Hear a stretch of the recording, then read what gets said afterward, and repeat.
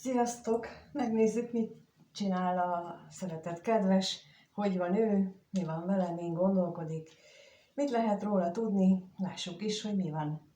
Mi van ezzel a szeretett személlyel? Mi van ezzel a szeretett személlyel? Lássuk. Jaj.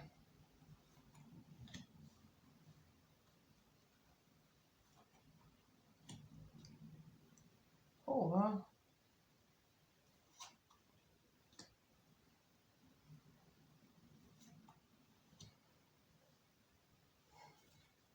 Hatalmas a pánik, hatalmas a düh, a harag, az indulat, ami benne tombol. Valójában az is lehet, hogy azért ilyen dühös, azért ilyen indulatos, mert van a szívében valaki, ő, aki lehetsz te is, de még majd megkérdezzük később, tehát, hogy van a szívében valaki, akihez nagyon-nagyon szeretne, hát mondjuk így, hogy menni, akivel nagyon szeretne találkozni, de olyan nagyon fél is, vagy legalábbis akár féltékenység is lehet benne, de a félelem is benne lehet, hogy nem kell lesz neki, vagy hogy nem kell, igen, tehát hogy ő nem kell neked, vagy nem kell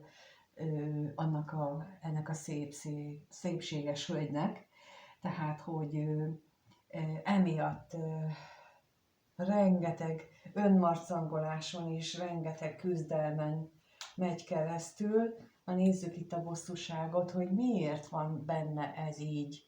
Miért van így ez az egész? Miért?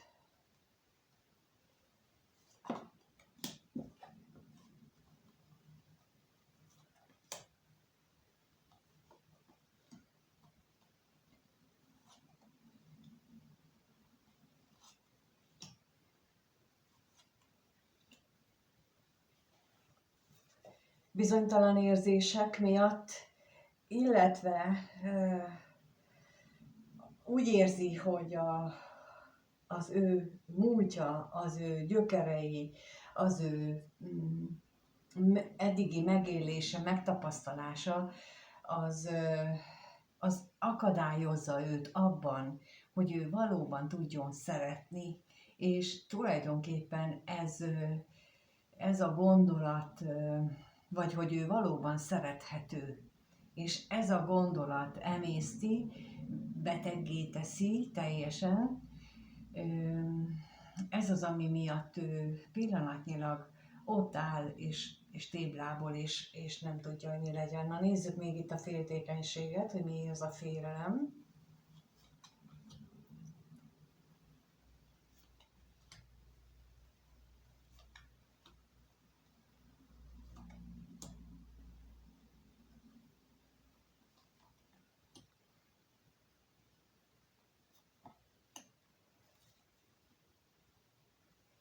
Lehetséges, két verziót mondok most. Az egyik szerint van neki egy kapcsolata, ahol van egy olyan személy, aki ezeket a benne lévő vágyakat állandóan leszólja, és állandóan úgymond lenullázza benne, hogy például hogy nem kell ezt te úgyse annak, hogy nem kell ezt a senkinek se, hát kinek kell lennél te? Ilyen típusú az egyik, amit érzékelek. A másik esetben pedig azt élheti meg, azért van benne ez a félelem a találkozástól is, meg az egésztől, hogy te mondanád ezt neki, hogy valójában, hogy csak jól el vagy vele, de nem akarsz tőle igazán hosszú távú kapcsolódást, bármennyire is vágyik rá, mégsem akarná tőle ezt.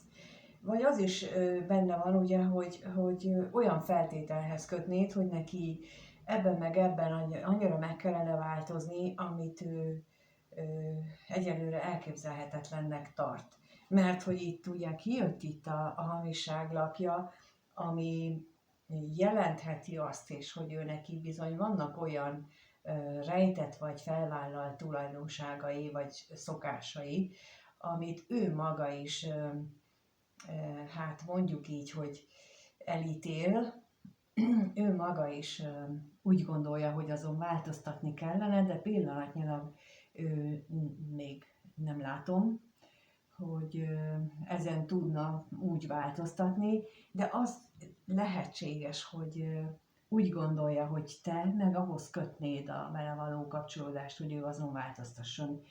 Amit tulajdonképpen nem baj, csak nem baj, hogy ő így gondolja, mert akkor arra ösztönzi, hogy ő előbb-utóbb jöjjön. Ehhez viszont, ha te vagy az, aki itt középen van, akkor neked őrült nagy türelemre van szükség, ugyanis ez azt jelenti, hogy te vagy az a személy a számára,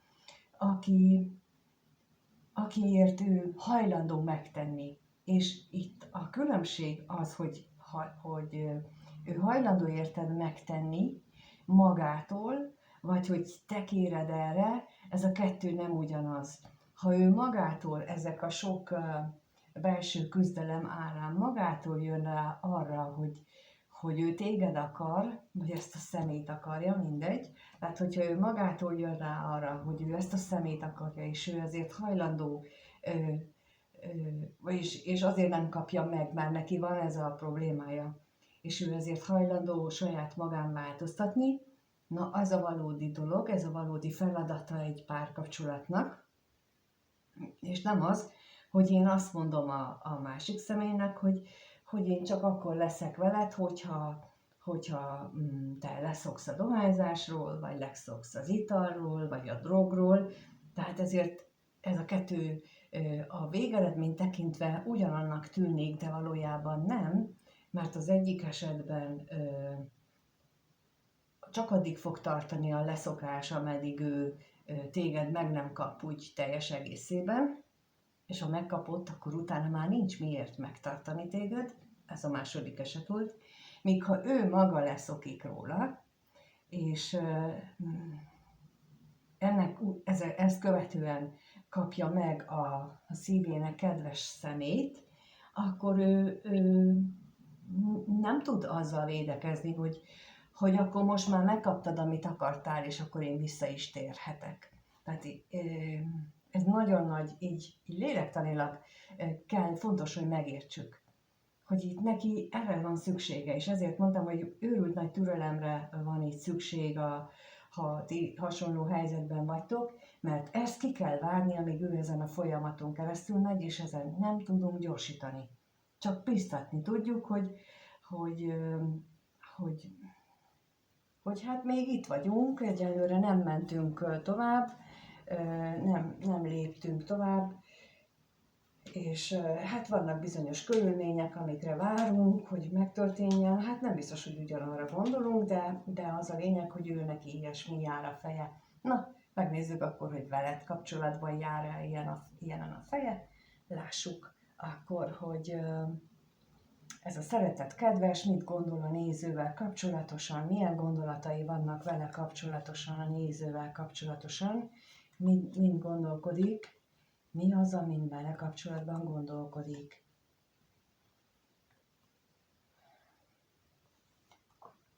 Mire gondol? Hoho! Hát itt úgy gondolja, hogy megbántott. Már megint megbántott. És rengeteget gondol rá, hogy megbántott téged, és lehet, hogy talán azzal bántott meg, hogy nem tartotta be az ígéretét. A lényeg az, hogy itt, amit az előbb elmondtam, hogy ez a folyamatnak, annak a folyamatnak egy része, amit ott elmondtam, hogy ő neki saját belsejéből kell eljutni oda, hogy ahogyan él, az nem biztos, hogy neked tetszik, és ezért én szeretnék úgy élni, ahogy az neked tetszen. És ehhez nekünk semmi közünk nincsen. Tehát nem kell ezt mondani, hogy hanem mi minek örülünk, tehát hogy itt az a lényeg, hogy mi ne akarjuk megváltoztatni őt. Ő majd változik, ha akar. Ha nem akar változni, akkor meg nem vagyunk annyira fontosak a számára. De itt úgy látom, hogy őt nagyon zavarja az, amit ő nem tett meg, vagy másképp tette, mint ahogy esetleg megbeszéltétek. Na nézzük itt a tolvajt. Mert itt úgy látom, hogy valamit másképp csinált, mint ahogy azt tervezte, vagy gondoltátok volna. Bizony itt voltak neki olyan események, olyan befolyásoló tényezők, amelyek őt elbizonytalanították. Itt lehet szó arról, hogy akármit tervezhetettek egy közös beszélgetést, egy találkozást, egy munkát, egy bármit, és ezt nem úgy történt meg, és emiatt ő érzi rosszul magát, mert hogy ő volt az, aki kihátrált belőle, akit eltérítettek, és bizony ezen a nehézségen keresztül kell menni. Na nézzük itt a fájdalmat még, hogy mi az a szomorúság, miért éli ezt így meg.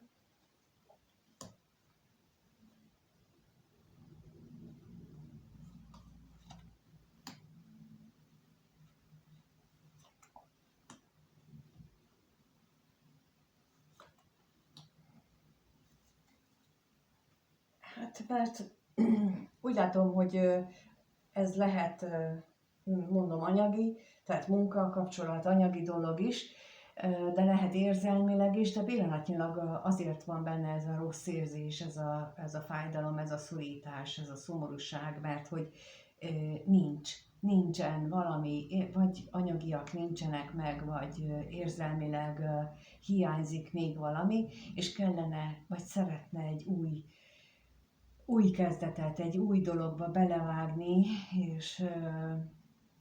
és ezt a pénztelenséget megszüntetni, az egészet átalakítani, de mint láttuk itt az előbb is, az jött ki, hogy bizony ő az, aki ezt akadályozza, és ezen ő sokat töpreng, az, hogy ő mit csinált veled, hogy ő hogyan viszonyult hozzád, hogy ő nem tartotta be a szavát, és ez, amit ott az elején éreztem, ez itt most erre nagyon is ráillik, vagy rá erősít, amit itt látok, hogy ő neki erre szüksége van, hogy ezen a küzdelmen átmenjen.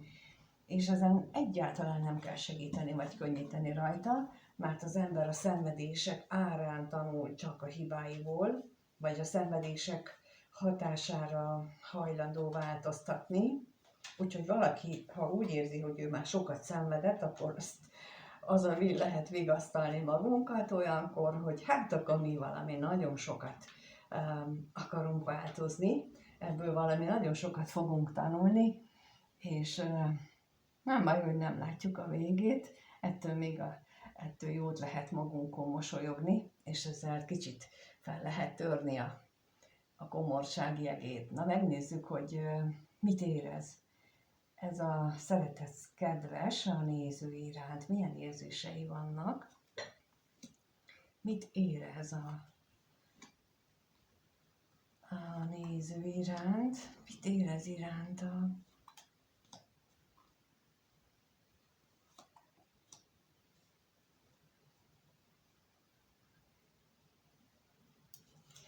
Hát, kész, teljesen. Tehát amikor magába zuhan, akkor állandóan a múltba repül vissza, szinte már beteges az, amit a kettőtök közös dolgait, ahányszor azt így előveszi, ahányszor azt már újraéli, újra leforgatja magában a régi eseményeket, és újra megnézi az érzésekkel egyetemben, mert enélkül elveszettnek érzi magát. Na nézzük itt a veszteséget.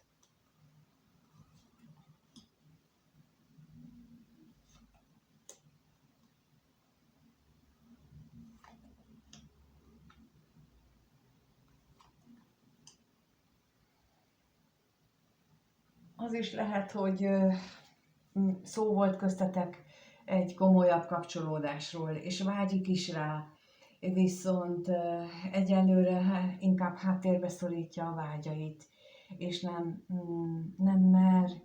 meri elhinni azt, hogy ez lehetséges. Na, még megnézzük a betegséget. Mi az itt ez a betegség?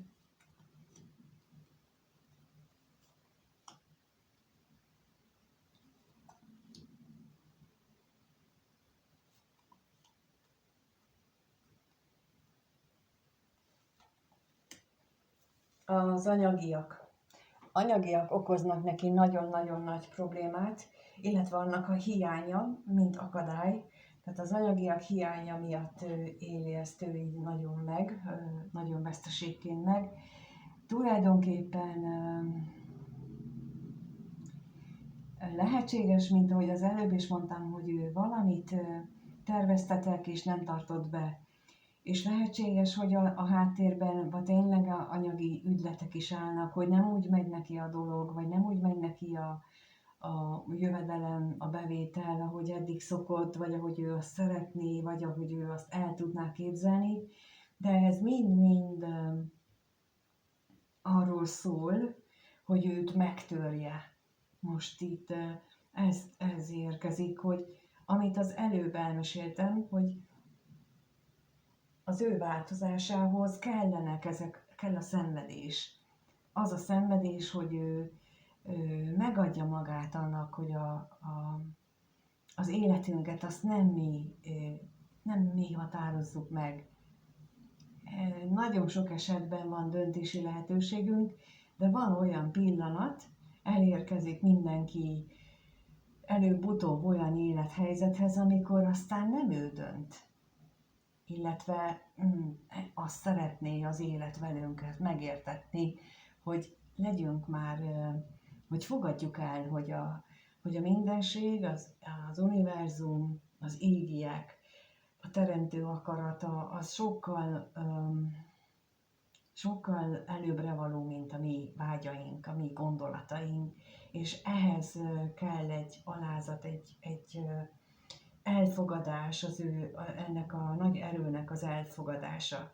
És ez a szenvedés, amit itt az előbb láttunk, ez akkor tud majd igazából valami szép virágot teremni, érzéseket és kapcsolatokat is, hogyha ő megadja magát, hogy akkor legyen meg a teremtő akarata is, és nem ítélkezek, és nem gondolom, hogy én akarom megmondani, és nem én vagyok a világ közepe, és elfogadom, hogy úgy történnek a dolgok, ahogyan lennie kell, mert hogy itt megint csak a szomorúságra gondol, megint csak a negatív dolgokra, és a múlttal ugyan vigasztalódik, de nem úgy, hogy jó, ahogy az elején is mondtam, tehát még nem tartott, hogy ő elfogadja, hogy ezen változtatnia kellene, és leginkább magán kellene, hanem egyelőre még másokat okol, és ameddig ő itt tart, addig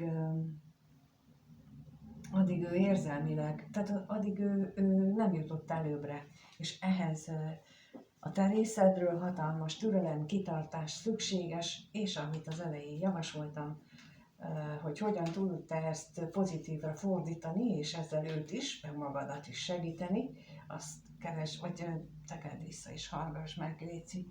Na és akkor megnézzük, hogy mi várható a következő néhány napban, egy hétben, ettől a szeretett kedvestől, tehát a néző mire számíthat a következő néhány napban, egy hétben, ettől a szeretett személytől.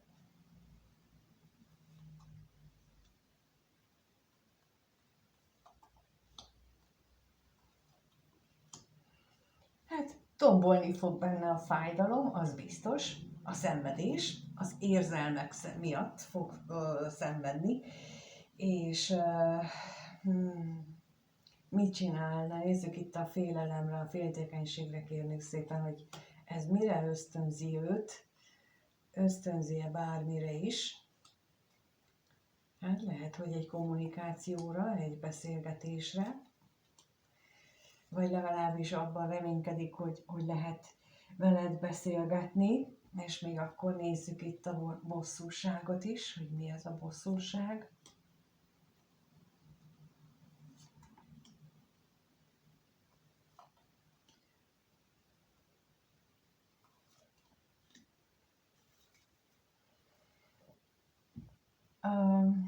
Mert úgy elképzeli magában, hogy milyen jó lenne a találkozás, de úgy látom, hogy nem sok esetben fog ez bekövetkezni, csak a képzeletében ábrándozik. Na és akkor erre mondtam, hogy neki ezt a szenvedést, ezt végig kell engedni, hogy szenvedjen, mert a belső átalakulás a szenvedés árán tudjuk megélni, és amikor néha azt mondják nekem, hogy már sokat sírtunk, akkor szoktam javasolni, belegondolni abba, hogy ha évtizedeken keresztül elnyomunk magunkban érzéseket, fájdalmakat, sírásokat, akkor még gondoljuk, hogy néhány hónap alatt ki tudjuk sírni azt az több évtizednyi érzelmet, elnyomott érzelmet, ami azóta aztán még heggyé gyarapodott, tehát hogy az azóta duzzadtott magunkban, úgyhogy ezt így, az nem tűnik semmivé. Hát amit egyszer el kellett volna sírnunk, az ott van bennünk, és akkor arra jött egy másik alkalommal, és szenvedés energia jött még hozzá utána is, meg még utána is, és az összeset kellene egybe kísírni magunkból. Ezt bármikor megtehetjük, őnek is jó lenne, de még nem tart itt sajnos. Viszont jó úton jár, csak ezért mondtam, vagy javasoltam az elején azt, hogy viszont aki itt van, és át akarja fordítani magában az eddigi szenvedés energiát, azt dönthet úgy, hogy innentől kezdve én elfogadom magamat szépnek, jónak, kedvesnek, okosnak, bármi meg, amit gondoljátok, és ez legyen a lényeg, hogy ezt úgymond ezt szugeráljátok magatokba, és ne az járjon a fejetekbe, hogy miért nem jön már ez, hát mert neki még nem jött el az ideje. Viszont köszönöm, hogy itt vagytok, és ezt az időt mindig rám szánjátok, vagy erre a videókra. Köszönöm a lájkokat, a feliratkozásokat, akiknek még nincsenek feliratkozva. Köszönöm a kommenteket, és emlékeztetlek benneteket arra, hogy még április 7-ig lehetőség van a kedvezményes igénybevételre, mind az egyéni beszélgetések, konzultációk, mind a kurzusok tekintetében. A weboldalnak a elérhetőségét megtaláljátok a leírásban, meg az én elérhetőségemet is megtaláljátok ott, és akkor tudunk ott beszélni, vagy e-mailben meg tudjuk beszélni, hogy mikor, hogyan valósítható meg, úgyhogy hajrá, biztatok rá mindenkit, utána nem lesz ilyen lehetőség, utána egészen mással fogok foglalkozni, ezért is gondoltam, hogy most erre lehetőséget adok. Na, köszönöm, és akkor mindenkinek minden jót kívánok, addig, ameddig nem találkozunk újra. Sziasztok!